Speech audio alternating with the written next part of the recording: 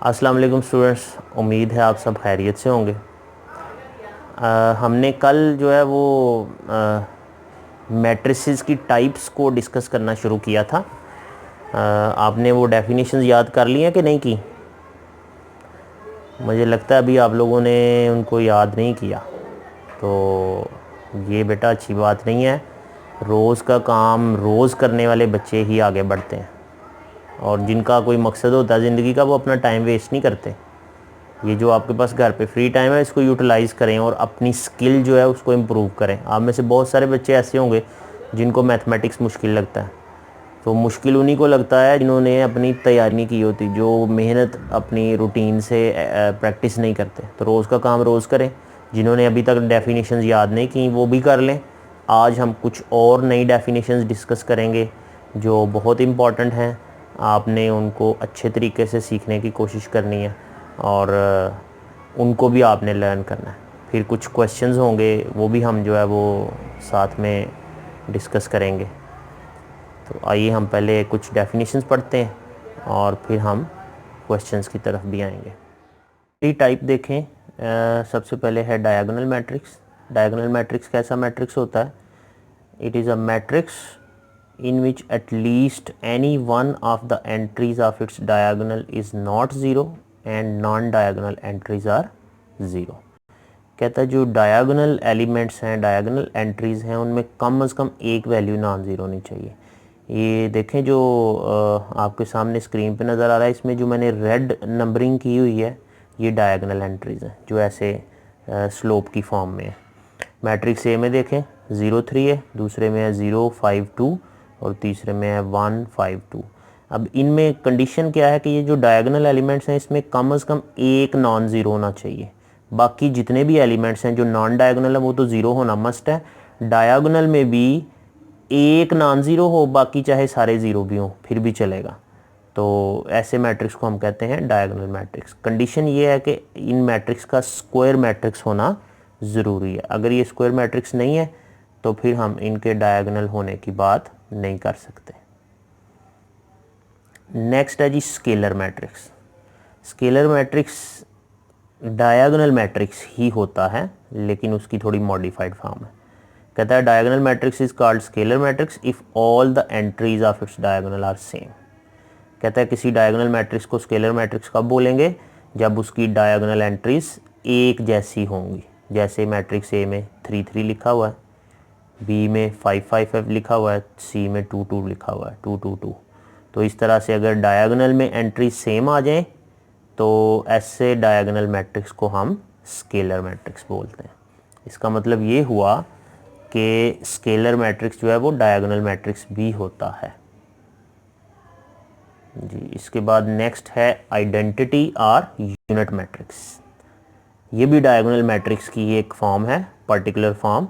Scalar matrix में तो ये था कि डायगोनल एंट्रीज जो है वो सेम होनी चाहिए चाहे वो कोई भी नंबर हो, जबकि आइडेंटिटी मैट्रिक्स ऐसा डायगोनल मैट्रिक्स है जिसमें डायगोनल एंट्रीज पे 1 1 लिखा हो सिर्फ, और इसको हम पर्टिकुलर लेटर आई से जो है वो रिप्रेजेंट भी करते हैं। इसके लिए फिक्स ये लेटर है आई। जैसे हमने कल पढ़ा था कि नल मैट्रिक्स के लिए 0 यूज़ होता है, तो इसी तरह से आइडेंटिटी मैट्रिक्स के लिए आई यूज़ होता है। अच्छा, इसमें जो तीसरा मैट्रिक्स लिखा है वो ज़रा देखें कि उसमें कोई डायगोनल एलिमेंट, एक ही एलिमेंट है उसमें, तो वही डायगोनल में, बाकी नॉन डायगोनल है ही नहीं है। तो ऐसा मैट्रिक्स जिसमें सिर्फ एक ही एंट्री हो और वो 1 हो उसको भी हम आइडेंटिटी मैट्रिक्स बोलते हैं। तो ये भी आपने याद रखना है। आइए अब हम कुछ क्वेश्चंस जो है वो इनसे रिलेटेड करते हैं जी। 1.2 एक्सरसाइज में देखें ज़रा, क्वेश्चन नंबर 1 है from the following matrices identify unit matrices, row matrices, column matrices and null matrices. ये वाले मैट्रिसेस हमने इसमें से आइडेंटिफाई करने हैं, पता लगाना है। तो सबसे पहला मैट्रिक्स देखें, ए मैट्रिक्स, जिसमें सारे के सारे एलिमेंट्स 0 0 0 0 लिखे हुए हैं। तो ये कौन सा मैट्रिक्स होगा?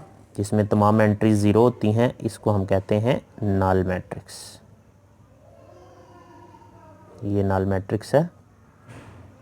और जो सेकंड वाला है वो देखें कौन सा मैट्रिक्स है, इसमें एक ही रो है तो इसको हम रो मैट्रिक्स बोलेंगे। इसी तरह से जो सी वाला है और एफ वाला है, इन दोनों के दोनों में एक एक कॉलम है तो दोनों जो है वो कॉलम मैट्रिक्स होंगे।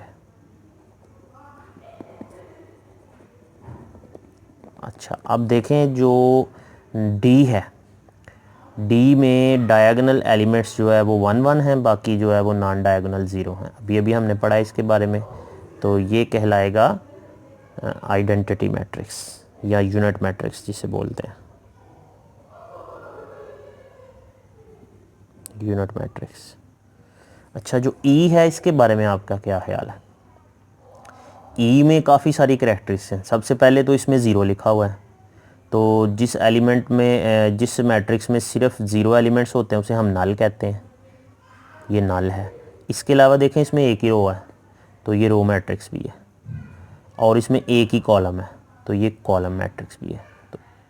तो एक मैट्रिक्स में एक से ज़्यादा खूबियाँ भी हो सकती हैं, तो इसलिए हमने जब लिखना है तो इस चीज़ का ख्याल रखना है। तो इस तरह से हम इन मैट्रिसेस की टाइप्स को बता सकते हैं। इसी तरह से जो क्वेश्चन नंबर 2 है, इसमें भी देखें हमने यही काम करना है, स्क्वायर मैट्रिसेस के बारे में बताना है। From the following identify square matrices, rectangular, row, column, identity and null. इसमें भी इसी तरह से देखें। अब ये जो पहला मैट्रिक्स है इसमें रोज़ हैं 2 और कॉलम्स हैं 3, तो ये हो गया रेक्टेंगुलर मैट्रिक्स। इसी तरह से जो सेकंड वाला है इसमें एक कॉलम है 3 रोज़, ये रेक्टेंगुलर भी है और उसके साथ साथ ये कॉलम मैट्रिक्स भी है। रेक्टेंगुलर एंड कॉलम, सेकंड वाले की बात कर रहा हूँ। जो थर्ड वाला है उसमें देखें 2 रोज़ 2 कॉलम्स, ये स्क्वायर मैट्रिक्स है। इसी तरह से जो फोर्थ वाला है इसमें भी 2 रोज़ 2 कॉलम्स हैं, ये स्क्वायर मैट्रिक्स है।